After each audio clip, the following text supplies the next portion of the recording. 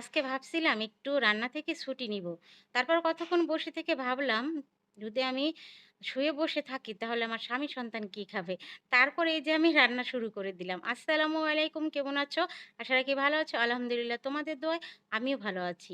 প্রতিদিনের মতো আবার চলে আসলাম তোমাদের মাঝে নতুন একটা ব্লগ ভিডিও নিয়ে। তো এই যে আমি দুপুরে রান্না-বান্না শুরু করে দিছি। ১ম আমি মূলার শাক ভাজিটা করতেছি। মূলার শাক ভাজি ১ম আমি একটু সিদ্ধ করে নিচ্ছি। এখানে কাঁচামরিচ, পেঁয়াজ কুচি আর একটু লবণ দিয়ে ১ম এ সিদ্ধ করে নিলাম। তারপর কড়াইর মধ্যে আমি এখানে পেঁয়াজ কুচি আর দিয়ে দিব রসুন কুচি, তারপর শুকনো মরিচ ফোড়নও দিয়ে দিলাম। এটাকে লাল, লাল করে ভেজে তারপর আমি মূলার শাক ভাজিটা এখানে দিয়ে দিব। খেতে যে কি ভীষণ মজাদার হয়! সবসময় আমি চিংড়ি মাছ দিয়ে ভাজি করি। কিন্তু আজকে ফ্রিজে চিংড়ি মাছ ছিল না। এজন্য চিংড়ি মাছ দেওয়া হয়নি। এই মূলা শাক ভাজিটা আমার পরিবারের সবাই পছন্দ করে। বিশেষ করে আমার বেশি ভালো লাগে। বেশি ভাজবো না। বেশি ভাজলে দেখা যায় কালারটা লাল, লাল হয়ে যায়। খেতে ভালো লাগে না। আমার কাছে সবসময় শাক সবুজ, সবুজ রাখলে বেশি ভালো লাগে। তো আমার মূলার শাক ভাজিটা কমপ্লিট হয়ে গেল। এখন আমি মুরগির মাংস রান্না করতে চলে আসলাম।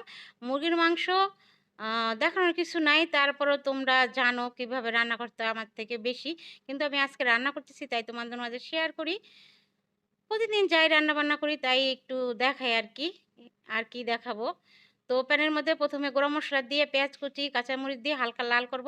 আর জিরা পাটায় বেটে নিয়েছিলাম মানে ভেজে ওই ভাজা জিরা বাটাটা এখানে দিয়ে দিব। আর আদা রসুনের পেস্ট দিয়ে ভালো করে কষিয়ে নিব। তারপর লবণ দিয়ে দিব। মসলা যত কষাবে ততই কিন্তু খেতে ভীষণ মজাদার হয়। আর মুরগির মাংসের মধ্যে আমি মসলা দিয়ে দিব। বিশেষ করে আজকের মুরগির মাংসটা রান্না করেছি আমার ভাসুরের ছেলের জন্য। ওর শরীরটা বেশি ভালো নেই। বেশি বা মানে খেতে পারে না। তাই আমার হাতের রান্না আবার ভালোই পছন্দ করে। তাই ওর জন্য একটু রান্না করতেছি। ওকে রান্না করে পাঠাবো। তো ভালো করে কষিয়ে আমি একটু পানি দিয়ে দিলাম। আর আজকে ভাবছিলাম যে রান্না করব না। শরীরটা বেশি ভালো লাগছিল না। মাঝে, মাঝে এরকম হয় আমার। শরীরটা বেশি ভালো লাগে না। তারপর কি করব? কতক্ষণ বসে থেকে তারপর ভাবলাম যে না, যদি না রান্না না করি তাহলে তোমাদের ভাইয়া কি খাবে? মেয়ে কি খাবে? আসলে এরকম হয় আমাদের মেয়েদের শরীরটা যদি খারাপও থাকে তারপরও কিন্তু আমরা আ রান্না করি। আর মাঝে, মাঝে অনেক অসুস্থ থাকলে তোমাদের ভাই আবার হোটেল থেকে এনে দেয়।